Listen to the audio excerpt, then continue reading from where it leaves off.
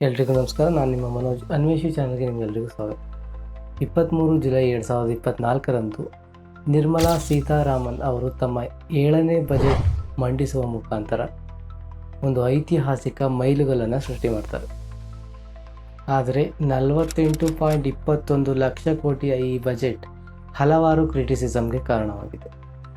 ಈ ಬಜೆಟ್ನಲ್ಲಿ 15,000 ಕೋಟಿಯನ್ನು king maker Chandrababu ನಾಯ್ಡುರವರು CM ಆಗಿರುವ ಆಂಧ್ರ ಪ್ರದೇಶದ ರಾಜಧಾನಿಯನ್ನು ನಿರ್ಮಿಸೋದಕ್ಕೆ ಹಂಚಿಕೆ ಮಾಡಲಾಗಿದೆ.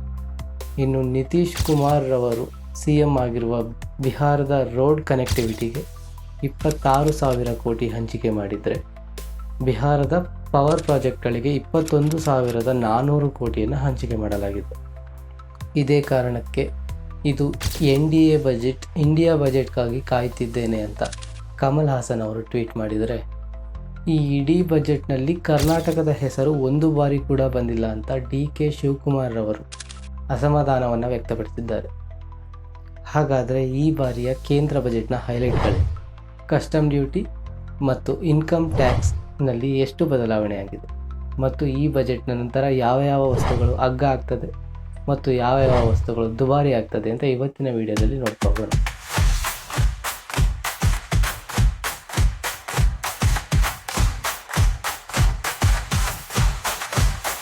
ಕೇಂದ್ರ ಬಜೆಟ್ 2024-25 9 ಮುಖ್ಯ ಪ್ರಿಯಾರಿಟಿಗಳನ್ನು ಹೊಂದಿದೆ.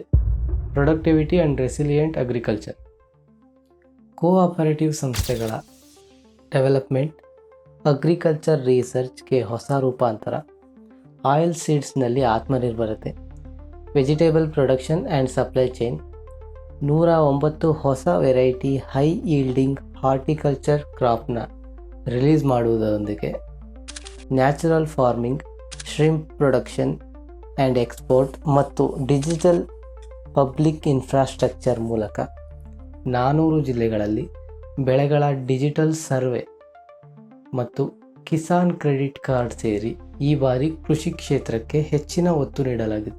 ಎಂಪ್ಲಾಯ್ಮೆಂಟ್ ಆ್ಯಂಡ್ ಸ್ಕಿಲ್ಲಿಂಗ್, ಈ ಬಾರಿ ನಿರುದ್ಯೋಗ ಸಮಸ್ಯೆಯನ್ನು ಕಡಿಮೆ ಮಾಡೋದಕ್ಕೆ 3 ಸ್ಕೀಮ್ ಪ್ರಾಜೆಕ್ಟನ್ನು ಜಾರಿ ತರಲಾಗಿದೆ. Scheme A for beginners, scheme B for job creation in manufacturing sector, scheme C for support to employers. Scheme A ಮೂಲಕ ಹೊಸದಾಗಿ ಪ್ರೈವೇಟ್ ಸೆಕ್ಟರ್ನಲ್ಲಿ ಜಾಬ್ಗೆ ಸೇರುವ 2,10,00,000 ಯುವಕರಿಗೆ 15,000 ರೂಪಾಯಿ ಸಹಾಯಧನ ನೀಡುವುದಾಗಿ ಘೋಷಣೆ ಮಾಡಲಾಗಿದೆ. ಇದರೊಂದಿಗೆ ಸ್ಕಿಲ್ ಡೆವಲಪ್ಮೆಂಟ್ಗಾಗಿ 1,000 ITIಗಳನ್ನು ನಿರ್ಮಿಸುವುದರೊಂದಿಗೆ ಬರುವ 5 ವರ್ಷದಲ್ಲಿ 20 ಲಕ್ಷ ಯುವಕರಿಗೆ ಸ್ಕಿಲ್ ಡೆವಲಪ್ಮೆಂಟ್ ಟ್ರೈನಿಂಗ್ ನೀಡುವ ಗುರಿಯನ್ನು ಈ ಬಜೆಟ್ ಹೊಂದಿದೆ. Inclusive human resource development and social justice, inclusive human development ಅಡಿಯಲ್ಲಿ ಪೂರ್ವೋದಯ, PM ಜನಜಾತಿಯ ಉನ್ನತ ಗ್ರಾಮ ಅಭಿಯಾನ್ ಮತ್ತು financial support for Andhra Pradesh ಯೋಜನೆಗಳನ್ನು ಜಾರಿ ಮಾಡಲಾಗುತ್ತದೆ. Manufacturing and services, credit guarantee, new assessment model, quality and safety checking ಜೊತೆ ಮುದ್ರಾ ಲೋನ್ ಲಿಮಿಟನ್ನು 10 ಲಕ್ಷದಿಂದ 20 ಲಕ್ಷಕ್ಕೆ ಏರಿಕೆ ಮಾಡುವ ಮೂಲಕ ಮ್ಯಾನುಫ್ಯಾಕ್ಚರಿಂಗ್ ಜಾಸ್ತಿ ಮಾಡುವ ಗುರಿಯನ್ನು ಈ ಬಜೆಟ್ ಹೊಂದಿದೆ. ಅರ್ಬನ್ ಡೆವಲಪ್ಮೆಂಟ್, PM ಆವಾಸ್ ಯೋಜನೆಗೆ 10 ಲಕ್ಷ ಕೋಟಿ ಇನ್ವೆಸ್ಟ್ ಮಾಡುವ ಮುಖಾಂತರ PM ಆವಾಸ್ ಅರ್ಬನ್ 2.0ಗೆ ಈ ಬಜೆಟ್ ಚಾಲನೆ ನೀಡಲಿದೆ. ಎನರ್ಜಿ ಸೆಕ್ಯೂರಿಟಿ, ಮುಫ್ತ್ ಬಿಜಿಲಿ ಯೋಜನೆ ಮುಖಾಂತರ 1 ಕೋಟಿ ಕುಟುಂಬಗಳಿಗೆ ಪ್ರತಿ ತಿಂಗಳಿಗೆ 300 ಯೂನಿಟ್ ಫ್ರೀ ವಿದ್ಯುತ್ತನ್ನು ನೀಡುವ ಗುರಿಯನ್ನು ಈ ಬಜೆಟ್ ಹೊಂದಿದೆ. ಇನ್ಫ್ರಾಸ್ಟ್ರಕ್ಚರ್, ಇರಿಗೇಷನ್ ಮತ್ತು ಫ್ಲಡ್ ಮಿಟಿಗೇಷನ್ ಮತ್ತು ಟೂರಿಸಂಗಾಗಿ 11,11,111 ಕೋಟಿಯನ್ನು ಈ ಬಜೆಟ್ನಲ್ಲಿ ಮುಡಿಪಾಗಿಡಲಾಗಿದೆ. ಇನೋವೇಷನ್, ರಿಸರ್ಚ್ ಆ್ಯಂಡ್ ಡೆವಲಪ್ಮೆಂಟ್, ಅನುಸಂಧಾನ, ನ್ಯಾಷನಲ್ ರಿಸರ್ಚ್ ಮತ್ತು ಸ್ಪೇಸ್ ಎಕಾನಮಿಗೆ ಒತ್ತು ಕೊಡುವುದರೊಂದಿಗೆ ಪ್ರೈವೇಟ್ ಸೆಕ್ಟರ್ ಇನ್ವೆಸ್ಟ್ಮೆಂಟ್ಗೆ ಎಂಕರೇಜ್ ಮಾಡಲಾಗಿದೆ. ನೆಕ್ಸ್ಟ್ ಜನರೇಷನ್ ರಿಫಾರ್ಮ್ಸ್, ಕೆಲವೊಂದು ಅರ್ಬನ್ ಮತ್ತು ರೂರಲ್ ಲ್ಯಾಂಡ್ ರಿಲೇಟೆಡ್ ಆ್ಯಕ್ಷನ್ಸ್ ಅನ್ನು ತೆಗೆದುಕೊಳ್ಳಲಾಗ್ತದೆ. ಇನ್ನು ಟ್ಯಾಕ್ಸ್ ವಿಷಯಕ್ಕೆ ಬಂದರೆ 3 ಕ್ಯಾನ್ಸರ್ ಔಷಧಗಳ ಕಸ್ಟಮ್ ಡ್ಯೂಟಿಯನ್ನು ಸಂಪೂರ್ಣವಾಗಿ ತೆಗೆದುಹಾಕಲಾಗಿದೆ. ಮೊಬೈಲ್ ಫೋನ್ ಮತ್ತು ಚಾರ್ಜರ್ಗಳ ಮೇಲಿನ BCD ಅಂದರೆ ಬೇಸಿಕ್ ಕಸ್ಟಮ್ ಡ್ಯೂಟಿಯನ್ನು 15% ಇಳಿಸಲಾಗಿದೆ. ಚಿನ್ನ ಮತ್ತು ಬೆಳ್ಳಿಯ ಮೇಲಿನ ಕಸ್ಟಮ್ ಡ್ಯೂಟಿಯನ್ನು 6% ಮತ್ತು ಪ್ಲಾಟಿನಂ ಮೇಲಿನ ಕಸ್ಟಮ್ ಡ್ಯೂಟಿಯನ್ನು 6.4% ಅಷ್ಟು ಇಳಿಸಲಾಗಿದೆ. ಶ್ರಿಂಪ್ ಮತ್ತು ಫಿಶ್ ಫೀಡ್ ಮೇಲಿನ BCDಯನ್ನು 5% ಕಡಿಮೆ ಮಾಡಿದರೆ 25 ಕ್ರಿಟಿಕಲ್ ಮಿನರಲ್ ಕಸ್ಟಮ್ ಡ್ಯೂಟಿಯನ್ನು ಸಂಪೂರ್ಣವಾಗಿ ತೆಗೆದುಹಾಕಲಾಗಿದೆ. ಇನ್ನು ಇನ್ಕಮ್ ಟ್ಯಾಕ್ಸ್ ವಿಷಯಕ್ಕೆ ಬಂದರೆ 3 ಲಕ್ಷದವರೆಗಿನ ಅರ್ನಿಂಗ್ಸ್ಗೆ ಯಾವುದೇ ಟ್ಯಾಕ್ಸ್ ಇರುವುದಿಲ್ಲ.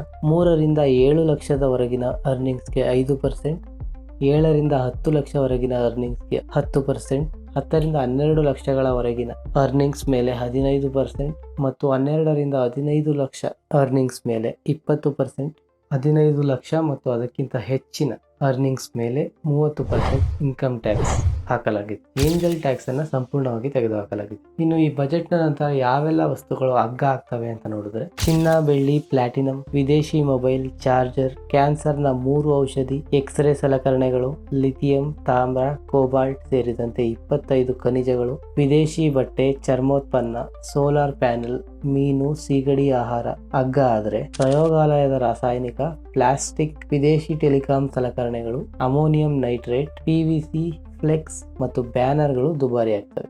ಈ ಬಜೆಟ್ ಬಗ್ಗೆ ಕೇಂದ್ರ ವಿತ್ತ ಮಂತ್ರಿ ನಿರ್ಮಲಾ ಸೀತಾರಾಮನ್ ಅವರು ಧರ್ಮ, ಜಾತಿ ಮತ್ತು ಪಂಥವನ್ನು ಲೆಕ್ಕಿಸದೆ ಎಲ್ಲ ಭಾರತೀಯರ ಜೀವನದ ಗುರಿ ಮತ್ತು ಆಕಾಂಕ್ಷೆಗಳನ್ನು ಸಾಕಾರಗೊಳಿಸುವಲ್ಲಿ ಗಣನೀಯ ಪ್ರಗತಿ ಸಾಧಿಸುವುದನ್ನು ಖಚಿತಪಡಿಸಿಕೊಳ್ಳಲು ನಾವು ನಿರ್ಧರಿಸಿದ್ದೇವೆ. ವಿಕಸಿತ ಭಾರತಕ್ಕೆ ಸಂಬಂಧಿಸಿದಂತೆ ಮಧ್ಯಂತರ ಬಜೆಟ್ನಲ್ಲಿ ರೂಪಿಸಲಾದ ಕಾರ್ಯತಂತ್ರಕ್ಕೆ ಅನುಗುಣವಾಗಿ ಈ ಬಜೆಟ್ನಲ್ಲಿ ಎಲ್ಲರಿಗೂ ಹಲವು ಅವಕಾಶಗಳನ್ನು ಒದಗಿಸಿದ್ದೇವೆ ಅಂತ ಹೇಳಿದ್ರೆ, ನರೇಂದ್ರ ಮೋದಿ ಅವರು ಭಾರತವನ್ನು ಈ ಬಜೆಟ್ ವಿಶ್ವದ 3ನೇ ಅತಿ ದೊಡ್ಡ ಆರ್ಥಿಕ ಶಕ್ತಿಯನ್ನಾಗಿ ಮಾಡಲಿದೆ.